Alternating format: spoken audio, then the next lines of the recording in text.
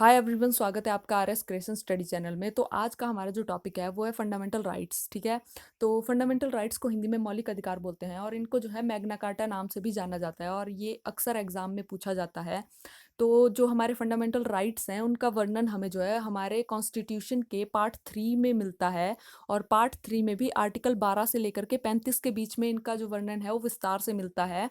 तो मतलब इनके बारे में विस्तार से बताया गया है। और ये जो हमारे फंडामेंटल राइट्स हैं ये हम लोगों ने जो है यूएसए से बोरो किए हुए हैं। ठीक है, यूएसए से लिए हुए हैं। तो अब हम इसकी डेफिनेशन देख लेते हैं।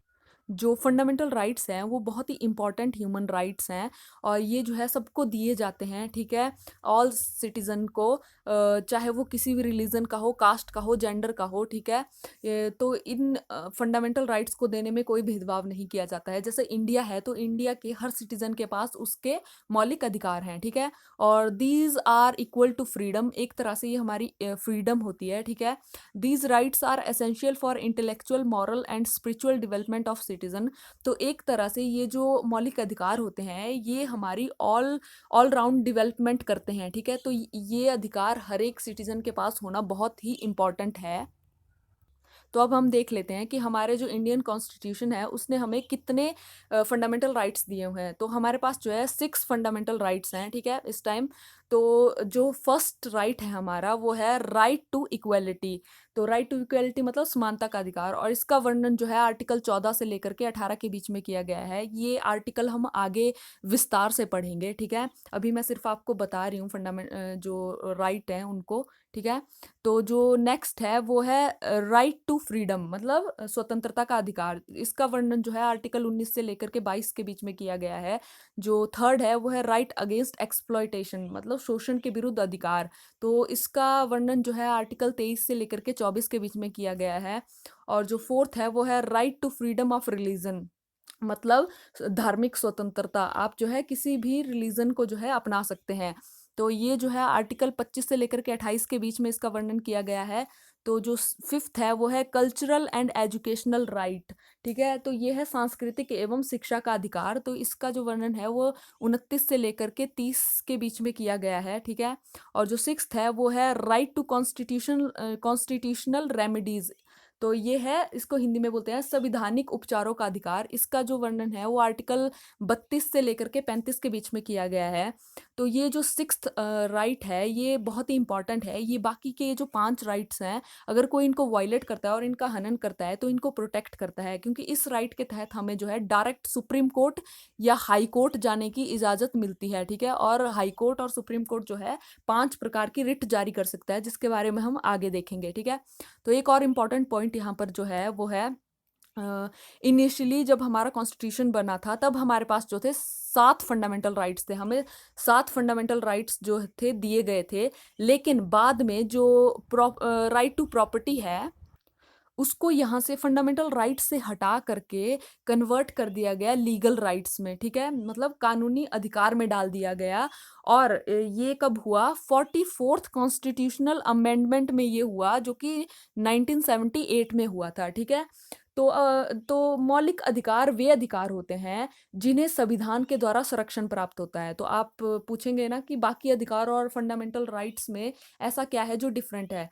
तो इन्हें जो है संविधान जो है इनको संरक्षण प्राप्त होता है इनको संविधान के द्वारा। और इसमें क्या होता है कि आप जो है हाई कोर्ट और सुप्रीम कोर्ट के पास जा सकते हैं अगर इनका वायलेशन होता है, और सुप्रीम कोर्ट और हाई कोर्ट जो है रिट जारी कर सकते हैं। किंतु जो कानूनी अधिकार होते हैं उनमें ऐसा नहीं होता, जो लीगल राइट्स होते हैं इनमें ऐसा नहीं होता। तो ये डिफरेंस है फंडामेंटल राइट्स में और बाकी अधिकारों में। ठीक है, तो ये जो है इनमें आपको ये एक स्पेशल पावर दी गई। तो अब हम एक एक करके इन राइट्स के बारे में डिटेल में पढ़ेंगे, डीपली पढ़ेंगे, क्योंकि इनसे बहुत सारे क्वेश्चन पूछे जाते हैं हर एक एग्जाम में। ठीक है, तो जो पहला राइट है वो है राइट टू इक्वेलिटी। ठीक है, तो इसका वर्णन जो है अनुच्छेद 14 से लेकर के 18 के बीच में किया गया है, जो कि मैंने आपको बताया है। तो देख लेते हैं कि आर्टिकल 14 क्या कहता है। तो आर्टिकल 14 कहता है इक्वेलिटी बिफोर लॉ। ठीक है, कि कानून के सामने जो है सब समान है, बिल्कुल इक्वल है। प्रत्येक व्यक्ति समान है, ठीक है? तो अगर मतलब किसी को ऐसा नहीं है कि जस्टिस सबको मिलेगा, अगर जस्टिस है चाहे बाकी जो अधिकार है वो सबको बराबर मिलेंगे, ठीक है? कानून के आगे कोई बड़ा और छोटा नहीं है। तो ये है 14 आर्टिकल। तो अब हम जो है नेक्स्ट आर्टिकल देख लेते हैं, जो कि है आर्टिकल 15। इसमें क्या है, social equality and equal access to public areas, ठीक है? तो इसमें क्या है, धर्म, जाति और लिंग और जन्मजात के आधार पर जो है जो भेदभाव होता है उस पे रोक लगाई जाए, और जो पब्लिक एरियाज है उनको जो है मतलब सब यूज कर सकें, ठीक है ना? कि मतलब एक एक जो जाति है, एक जो धर्म है, सिर्फ उसी के लोग उसको यूज ना कर सके, लेकिन जो सोशली और इक्वलिटी को बढ़ाया जाए और पब्लिक एरियाज को जो है सब लोग यूज कर सके, ठीक है? तो यहाँ पर जो है भेदभाव पे रोक लगाना इस आर्टिकल का मेन काम है, ठीक है? तो अब हम नेक्स्ट देख लेते हैं, वो है equality in matter of public employment, ठीक है? तो मतलब सबको जो है, जो सरकारी नौकरी है उसमें सबको जो है समानता देना, मतलब एक समान अवसर प्रदान करना जो है आर्टिकल 16 का काम है। तो जो हमारा 17 आर्टिकल है, अब वो देख लेते हैं, जो कि है अबॉलिशन ऑफ अनटचेबिलिटी, मतलब अनटचेबिलिटी का एंड करना, जो अस्पृश्यता है उसका अंत करना, जो कि इंडिया में बहुत चलता है, ठीक है? कास्ट बेस्ड सिस्टम, जो हायर क्लास है वो लोअर क्लास लोगों के साथ भेदभाव करते हैं, तो उसको खत्म करना। और जो नेक्स्ट है, जो आर्टिकल 18 है, उसका है अबॉलिशन ऑफ टाइटल। तो जो टाइटल है, जो बड़ी बड़ी उपाधियां हैं, उनका अंत करना। कोई भी व्यक्ति जो है बड़े बड़े टाइटल और उपाधियों का यूज नहीं कर सकता है। और अगर आप इंडिया के सिटीजन हैं तो आप फॉरेन स्टेट से जो है कोई भी जो टाइटल है वो एक्सेप्ट नहीं कर सकते हो, ठीक है? तो अब हम देख लेते हैं हमारा नेक्स्ट राइट, जो है राइट टू फ्रीडम। उसका जो वर्णन है वो आर्टिकल 19 से लेकर के 22 के बीच में हमको मिलता है। तो आर्टिकल 19 देख लेते हैं क्या है। ये बहुत ही इंपॉर्टेंट आर्टिकल है, तो आप इसको ध्यान से देखिए, ठीक है? तो इसमें जो है, इसमें क्या है कि protection of certain right regarding freedom of speech. तो आपने बहुत बार सुना होगा फ्रीडम ऑफ स्पीच और freedom of expression, news channel में ये आए दिन खबरों में होता है, ठीक है? तो हम देख लेते हैं कि आर्टिकल 19 के तहत हमें जो है क्या क्या अधिकार दिए गए हैं। तो इसमें क्या है, व्यक्ति जो है अपने मन और भाव की स्वतंत्रता के साथ मतलब कुछ भी कर सके, जो कि मतलब कॉन्स्टिट्यूशन के अंडर है, ठीक है? ऐसा नहीं कि कोई क्राइम करेगा और बच जाएगा, ऐसा नहीं, नॉर्मल चीजें कर सके, मतलब कुछ चीजें करने की आजादी। उनमें क्या क्या है, ठीक है? तो ये इसमें पॉइंट है आर्टिकल 19 में। तो ये है freedom of speech and expression. आपको जो है फ्रीडम, बोलने की आज़ादी है, ठीक है? एक तरह से आप बोल सकते हैं। और freedom to assemble peacefully without arms. तो आपको जो है शांतिपूर्ण ढंग से एकत्रित होने की स्वतंत्रता है, आप इकट्ठे हो सकते हैं। और जो नेक्स्ट है वो है freedom to form association and unions. तो आप जो है समूह और सभा बनाने की आपको स्वतंत्रता है। और जो नेक्स्ट है वो है freedom to move freely throughout the territory of India. मतलब आप जो है पूरे भारत में आने जाने की आपको स्वतंत्रता है, ठीक है? आपको कोई भी स्टेट जो है रोक नहीं सकती है आने जाने से, कोई भी स्टेट, कोई भी डिस्ट्रिक्ट, ठीक है? और नेक्स्ट है, जो नेक्स्ट है, आपको जो है फ्रीडम दी जाती है भारत में कहीं भी निवास करने की, ठीक है? Settle in any part of territory of India. आप कहीं भी जा करके रह सकते हैं, आपको कोई नहीं रोक सकता है, ठीक है? और जो नेक्स्ट है वो है freedom to practice any profession और to carry on any occupation, trade और बिजनेस। मतलब आपको जो है भारत में जो है आजीविका, अर्थात मतलब आप जो है कोई भी रोजगार करने की स्वतंत्रता है। आप जो है कुछ कहीं पर भी जा करके बिजनेस कर सकते हैं, अपनी आजीविका कमा सकते हैं, और आपको जो, आपके ऊपर जो है कोई रोक टोक नहीं लगाई जाएगी, ठीक है? तो ये जो स्वतंत्रता है ये एक इंडियन सिटीजन के पास होती है, ठीक है? आप जो है, आपके पास ये सारी स्वतंत्रताएं होती है। आप जो है ये सारे काम कर सकते हो इंडिया की टेरिटरी के अंदर आप जब तक हैं, ठीक है? तो आर्टिकल 19 बहुत ही इंपॉर्टेंट है। इसमें हमारी फ्रीडम, जो हम हमारे मन के और मन की स्वतंत्रता के हिसाब से हमें फ्रीडम दी गई है, ठीक है? अब हमारा नेक्स्ट आर्टिकल देख लेते हैं, article 20, protection in respect of conviction for offence. मतलब अपराध के दोष सिद्धि, मतलब अगर आप जो है अपराध, आपने अपराध किया है और आपके ऊपर दोष सिद्ध हो चुका है, ठीक है? तो उसके बाद आपको जो है कुछ मतलब जो अपराधी है उसके भी कुछ अधिकार होते हैं, ठीक है? उसे उसी समय के कानून के आधार पर सजा दी जाएगी जिस वर्ष उसने जो है अपराध किया होगा। मतलब आर्टिकल 20 के तहत जो है, अगर आपने जो है कोई अपराध जो है 2016 में किया है, तो आपको जो है 2016 के कानून के अनुसार ही सजा मिलेगी, चाहे वो आपको 2020 में सजा क्यों नहीं सुनाई जा रही है कोर्ट के द्वारा, ठीक है। तो आपको 2020 के अनुसार सजा नहीं दी जाएगी। तो जितनी सजा का प्रावधान आपको 2016 में था, तो उसी टाइम के अनुसार आपको जो है सजा दी जाएगी, ठीक है। वो चेंज नहीं होगा। और सेकंड है कि वो जो कल्प्रिट होता है, ठीक है, जिसने अपराध किया होता है, उसको खुद के विरुद्ध गवाही देने के लिए कभी भी बाध्य नहीं किया जाएगा। मतलब उसको अपने खिलाफ गवाही देने के लिए टॉर्चर नहीं किया जाएगा, ठीक है। और जो थर्ड है वो है एक अपराध के लिए एक ही बार सजा दी जाएगी। तो आर्टिकल 20 में ये इंपॉर्टेंट चीजें हैं। तो ये जो है अपराध के दोष के सिद्ध होने के बाद की सजाएं हैं, ठीक है। तो जो नेक्स्ट आर्टिकल है वो है article 21, protection of life and personal liberty, ठीक है। ये बहुत ही इंपॉर्टेंट अधिकार है, तो आप इसको जो है दिमाग में रख लीजिए, क्योंकि इससे बहुत सारे क्वेश्चन पूछे जाते हैं। तो ये है जीवन का अधिकार, ठीक है। तो इसमें क्या है कि हम हमारे जो सिटीजन हैं उनको जो है अच्छा खाना, अच्छा पानी, स्वच्छ पानी और बिजली, मतलब जो बेसिक अधिकार है वो उनको दिए गए हैं, ठीक है। और जो मतलब आप जो है जिस ऑक्सीजन, मतलब जिस एनवायरनमेंट में रह करके आप जो है ऑक्सीजन लेते हैं, ठीक है, तो आपको वो अधिकार है। मतलब आपको कोई भी कल को आकर के रोक नहीं सकता है कि आप जो है सांस नहीं ले सकते हो या अच्छा खाना नहीं खा सकते हो, ठीक है। तो ये सब कुछ जो है आर्टिकल 21 के तहत हमें दिया गया है, protection of life and personal liberty. अब तो इसमें जो है पर्सनल लिबर्टी भी हमें मिल गया है, ठीक है। पर्सनल आज़ादी, हमारी जो पर्सनल लाइफ है उसके अंदर कोई भी आकर के इंटरफेरेंस नहीं कर सकता है, ठीक है। तो ये जो 21 अनुच्छेद है, इसमें जो है एक बहुत इम्पॉर्टेंट जो कि अनुच्छेद है वो जोड़ा गया था, जो कि है 21A, ठीक है। तो 21A बहुत बार पेपर में पूछा जाता है। तो 86th जो कि संविधान संशोधन था 2002 में, ठीक है, 2002 में जोड़ा गया था कि 6 से 14 वर्ष के बच्चों को जो है निःशुल्क शिक्षा का अधिकार दिया जाएगा, ठीक है। तो ये जो 6 से लेकर के 14 साल के बच्चे हैं, इनकी शिक्षा का अधिकार इनके माँ-बाप तक नहीं छीन सकते हैं, कि अगर माँ-बाप बोले हम नहीं पढ़ाएँगे अपने बच्चों को, तो ऐसा नहीं होगा। आपके घर में अगर 6 से लेकर के 14 साल का बच्चा है, तो आपको उसको स्कूल भेजना अनिवार्य है, ठीक है। तो ये भी जो है 21A के तहत ये राइट मिला हुआ है बच्चों को, ठीक है। ये बहुत इंपॉर्टेंट है और बहुत एग्ज़ाम में पूछा जाता है, ठीक है। अब देख लेते हैं, हमारा नेक्स्ट आर्टिकल है आर्टिकल 22, ठीक है। तो आर्टिकल 22 में जो है protection against arrest and detention in certain cases, ठीक है। तो अगर मतलब आपकी जो है गिरफ्तारी के संरक्षण में आपको जो है ये दिए गए हैं। अगर आपको कोई पुलिस वाला आता है और गिरफ्तार करता है, तो जो गिरफ्तारी के बारे में ये आर्टिकल है, ठीक है। तो नंबर 1 इसमें क्या है, आपको जो है कारण पूछने का अधिकार है, ठीक है। आप कारण पूछ सकते हो कि किस बेसिस पे वो पुलिस वाला आपको जो है गिरफ्तार कर रहा है। और जो सेकंड है वो है 24 घंटे के अंदर-अंदर जो अपराधी है उसको न्यायपालिका के समक्ष जो है आपको उपस्थित करवाना होगा, ठीक है। जो आने-जाने का समय है वो उन 24 घंटों में नहीं जोड़ा जाएगा, ठीक है।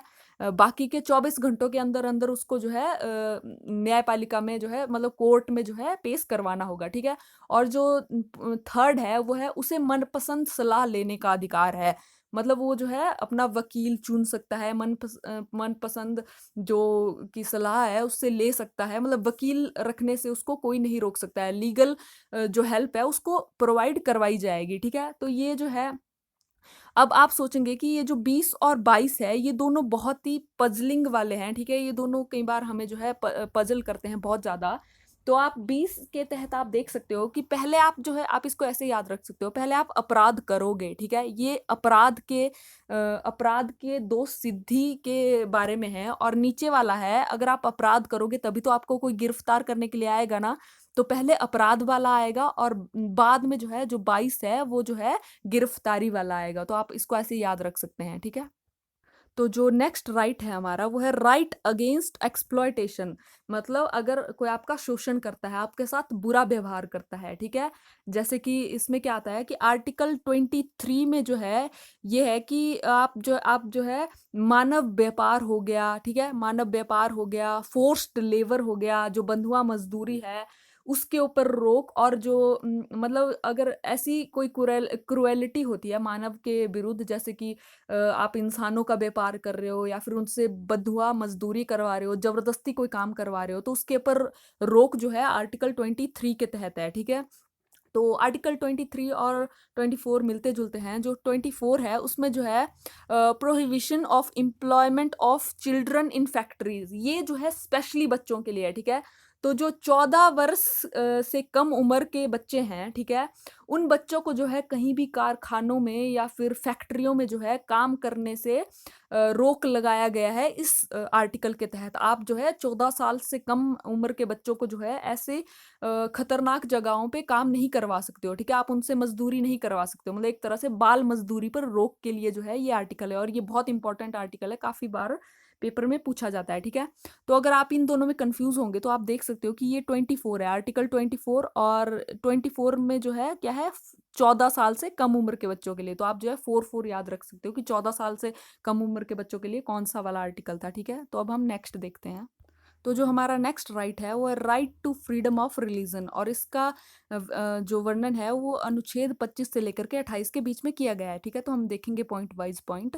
जो आर्टिकल 25 है उसमें ये है कि आपको जो है किसी भी धर्म को मानने, उसका आचार प्रचार करने की स्वतंत्रता है, ठीक है। आप किसी भी धर्म की प्रैक्टिस कर सकते हो और उसको जो है उसका विस्तार कर सकते हो, लोगों तक उसकी बातें पहुंचा सकते हो, आपके ऊपर कोई रोक नहीं लगाई जाएगी, आप जो है फ्री हैं, ठीक है।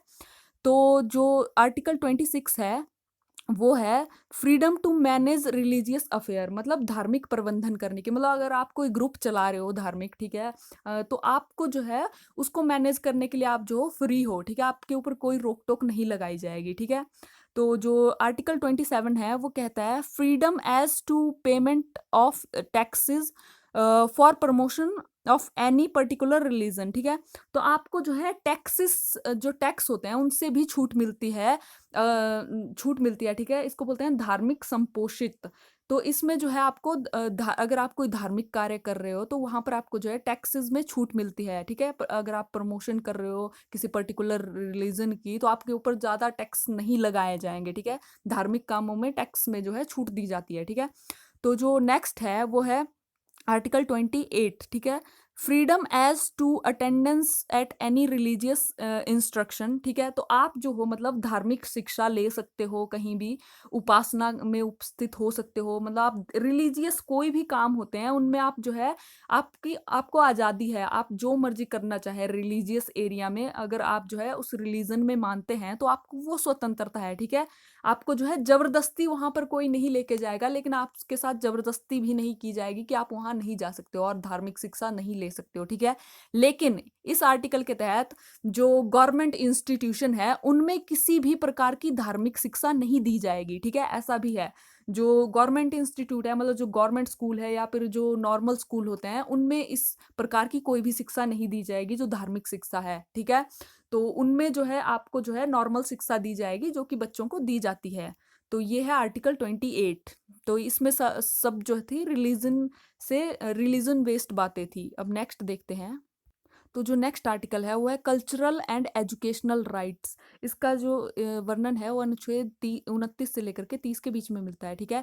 तो ये है आर्टिकल 29 में क्या है, protection of interest of minorities. तो ये दोनों जो ये पूरा का पूरा जो राइट है ये माइनॉरिटीज से रिलेटेड है, ठीक है। जो एक एक आर्टिकल जो है, जो एक फंडामेंटल राइट्स है वो पूरा का पूरा माइनॉरिटी बेस्ड है, ठीक है। माइनॉरिटी के हितों का संरक्षण करना है, जैसे यहाँ पर है कि उनके अल्पसंख्यकों के हितों का संरक्षण करना, मतलब उनका जो है उनका जो कल्चर है उसको जो है उसको जो है बचाना, ठीक है, एक तरह से उसको डिस्ट्रॉय होने से, खत्म होने से बचाना, ठीक है।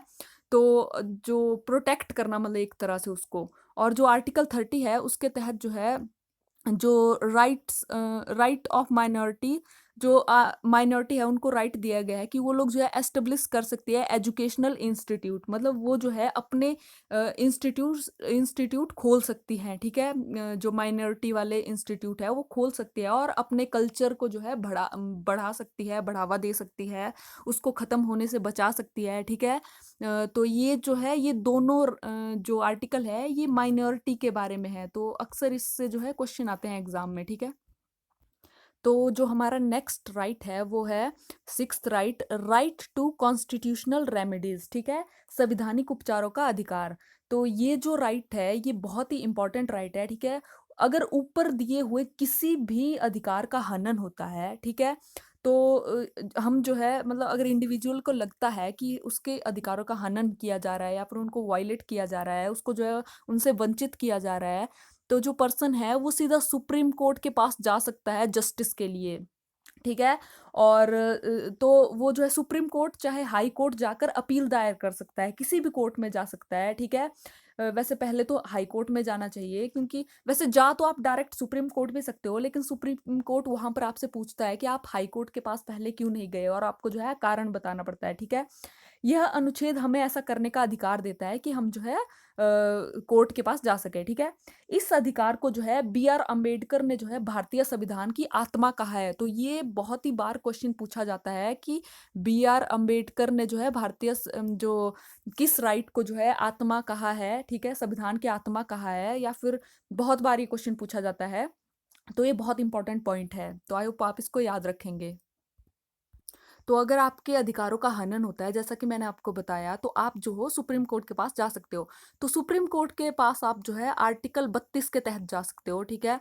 और आप जो है हाई कोर्ट में जो है अलग आर्टिकल होता है, आर्टिकल 226 के तहत जा सकते हो, ठीक है, 226 के तहत। और ये दोनों ही टाइप में क्या होता है कि जो सुप्रीम कोर्ट है यहाँ पर क्या कर सकता है, सुप्रीम कोर्ट और हाई कोर्ट जो है 5 प्रकार की रिट जारी कर सकते हैं, ठीक है। रिट होते हैं एक तरह से आदेश जारी कर सकते हैं, इनको पूरी पावर होती है, ठीक है। और इसके तहत ये 5 प्रकार के आदेश जारी कर सकते हैं अगर 5 प्रकार से आपके जो फंडामेंटल राइट्स है उनका हनन हो रहा है। तो इसमें जो पहली रिट है वो है हेबियस कॉर्पस, ठीक है। तो ये बहुत ही इंपॉर्टेंट रिट है। तो हम देख लेते हैं इसमें क्या होता है। इसमें क्या है, 24 घंटे के अंदर अंदर जो अपने बंदी होता है, जो कि मतलब जिसको पुलिस ने पकड़ा होता है, जो कि अपराधी होता है, उसको न्यायालय में उपस्थित करवाना होता है 24 घंटे के अंदर अंदर। और ये अगर ऐसा कोई कर मतलब अगर कोई जो पुलिस वाला है या फिर कोई लोग हैं वो ऐसा करने से मना कर देते हैं, तो आप जो है इस रिट के तहत जो है सुप्रीम कोर्ट जा सकते हो, ठीक है। तो ये है हिबस कॉर्पस, ठीक है।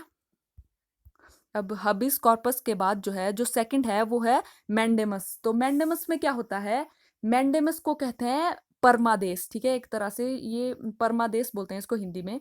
तो जो सरकारी अधिकारी है, अधिकारियों को आदेश जारी किया जा सकता है कि सुप्रीम कोर्ट और जो अधिकार है, ये जो आदेश है, ये जो है सुप्रीम कोर्ट और हाई कोर्ट से दिया जा सकता है, ठीक है। अगर वे अपना कार्य ठीक से नहीं कर रहे हैं, मतलब कोई अधिकारी जो है वो अपना कार्य जो है ठीक से नहीं कर रहा है, ठीक है, तो उसके खिलाफ जो है आदेश जारी हो सकता है इस रिट के तहत। और जो थर्ड है वो है प्रोहिबिशन, ठीक है। तो इसका मतलब होता है प्रतिषेध। तो जो सुप्रीम कोर्ट है वो जारी करता है हाई कोर्ट को, जो सुप्रीम कोर्ट है हाई कोर्ट को, और हाई कोर्ट जो है डिस्ट्रिक्ट कोर्ट को, ठीक है। मतलब जो छोटा कोर्ट है अपने से छोटे कोर्ट को करेगा, बड़ा कोर्ट छोटे कोर्ट को करेगा, ठीक है। तो इसमें क्या होता है कि कोर्ट को यह कार्य अपने मतलब अगर ऐसा लग रहा है कि ये कार्य उनके क्षेत्र से बाहर है, तो हाई कोर्ट जारी कर सकता है, जो सुप्रीम कोर्ट है वो जारी कर सकता है हाई कोर्ट को, और हाई कोर्ट जारी कर सकता है डिस्ट्रिक्ट कोर्ट को कि ये कार्य आपके क्षेत्र से बाहर है और ये कार्य आप ना करें, ठीक है। तो आप इस कार्य को पूरी तरह से छोड़ दें। जो फोर्थ है वो है सर्शियोरारी, ठीक है। तो सर्शियोरारी के तहत जो है सुप्रीम कोर्ट आदेश देता है, मतलब जो बड़ा कोर्ट है वो छोटे कोर्ट को आदेश देता है, जैसे हाई कोर्ट को, कि इस लंबित मुकदमे को मेरे पास भेज दिया जाए। अगर कोई मामला जो है बहुत लंबे समय से अटका हुआ है, ठीक है, तो उसको जो है मेरे पास भेज दिया जाए, ठीक है, डायरेक्ट। मतलब ये दोनों जो है प्रोहिबिशन और सर्शियोरारी दोनों जो है सेम सेम है, ठीक है। इसमें हाई जो बड़ा कोर्ट होता है वो छोटे कोर्ट को आदेश देता है इन दोनों में, ठीक है। तो नेक्स्ट देखते हैं। तो जो नेक्स्ट है फिफ्थ वो है को वारंटो, ठीक है। जो को वारंट है उसको जो है हिंदी में अधिकार परीक्षा लेख बोलते हैं। इसके तहत जो है आप किसी भी अधिकारी को, जो बड़ा अधिकारी होता है, अगर उसने जो है असंवैधानिक रूप से जो है कोई पद प्राप्त किया है, कोई ऊंचा पद प्राप्त किया है, ठीक है, किसी ने कोई हायर पोस्ट के ऊपर जॉब ली है वो भी असंवैधानिक रूप से, तो उससे यह सवाल पूछा जा सकता है कि आपने किस अधिकार से यह पद प्राप्त किया है, ठीक है। और उसे लिखित में जवाब देना होता है। उसके जवाब के बाद ही देखा जाता है कि वो जो अधिकारी हो उस पद के लिए वैलिड है या फिर नहीं। अगर वो उस पद के लिए वैलिड नहीं होता है तो उस अधिकारी को वहां से हटा दिया जाता है, ठीक है। तो ये है 5 रिट्स, ये बहुत इंपॉर्टेंट है एग्जाम पॉइंट ऑफ व्यू से, ये हमेशा पूछे जाते हैं, तो आप इनको ध्यान से याद कर लीजिए, ठीक है। तो अब हम नेक्स्ट देखते हैं। ये तो था आर्टिकल 32 के तहत, ठीक है। जो अब अभी तक हम जो है सिक्स्थ राइट ही पढ़ रहे हैं, कॉन्स्टिट्यूशनल रेमेडीज। अब हम देखेंगे 32 के बाद जो आर्टिकल 33 है वो क्या बोलता है, ठीक है। आर्टिकल 33 कहता है कि जो restriction the fundamental rights of armed force, ठीक है। संसद को ये अधिकार दिया गया है कि सेना, सशस्त्र बल, ठीक है, जो खुफिया विभाग हैं, तो उनके सैनिक और कर्मचारियों के लिए रूल बनाए जाते हैं, ठीक है, जहां पर उनके मौलिक अधिकारों को सीमित किया जा सकता है। उनके कुछ मौलिक अधिकार हैं उनको सीमित किया जा सकता है। तो ये जो अधिकार है ये आर्टिकल 33 जो है संविधान जो संसद है उसको देती है, सिर्फ संसद ऐसा कर सकती है, ठीक है। तो जो अब हम आर्टिकल 34 देख लेते हैं। आर्टिकल 34 में क्या है, restriction on fundamental rights while martial law is in force. तो इसमें क्या है, यहाँ पर भी संसद नियम बनाती है, लेकिन किसी क्षेत्र में, ऐसे क्षेत्र में जहां पर मार्शल लॉ जो है लागू हो चुका है, ठीक है। मार्शल लॉ मतलब सेना का कानून, मतलब वहां का जो सिविल एडमिनिस्ट्रेशन है वो भंग हो चुका है। जैसे मतलब हमारे यहाँ पर होते हैं ना नॉर्मल डीसी और ये सारे जो लोग हैं ये मिल करके हमारे एरिया को रन करते हैं, लेकिन अगर ऐसा ना हो, ये सारी चीजें भंग हो गई और सेना का वहां पर कानून लागू हो गया हो, तो उस समय जो है उस क्षेत्र के लोगों के कुछ मौलिक अधिकार जो है उनके ऊपर रोक लगाई जा सकती है। और ये कौन से आर्टिकल के तहत, आर्टिकल 34 के तहत किया जाता है, और ये अधिकार भी संसद के पास है, ठीक है। तो अब हम आर्टिकल 35 देख लेते हैं, लास्ट, ठीक है, लास्ट आर्टिकल जो है फंडामेंटल राइट्स का। The power to make laws to give affect to certain specified fundamental rights, ठीक है। तो इफेक्ट देने के लिए सर्टेन स्पेसिफाइड फंडामेंटल राइट्स को, ठीक है, संसद को पूर्ण शक्ति देता है ये जो आर्टिकल 35 है, ठीक है। इसके तहत जो है वह जो है मौलिक अधिकारों के तहत कानून बना सकती है। जो मौलिक अधिकार है उसके तहत मतलब उनको जो है सुरक्षित रखने के लिए, ठीक है, ताकि वो जो है मतलब काम करे, इफेक्ट करे लोगों के ऊपर, ठीक है, लोगों के पास जो है वो सुरक्षित बने रहे फंडामेंटल राइट्स। तो इसके तहत मतलब इनको प्रोटेक्ट करने के तहत जो संसद है वो रूल बना सकती है। तो ये तीनों राइट्स जो है संसद से रिलेटेड राइट हैं, ठीक है, जो संसद को ये अधिकार दिए गए हैं। आई होप आपको फंडामेंटल राइट्स जो है बहुत अच्छे से समझ आ गए होंगे। अगर सब अच्छे से समझ आए होंगे तो प्लीज़ मेरे चैनल को लाइक, शेयर और सब्सक्राइब जरूर कीजिए। Thank you for watching my video. मिलते हैं नेक्स्ट वीडियो में। Bye bye.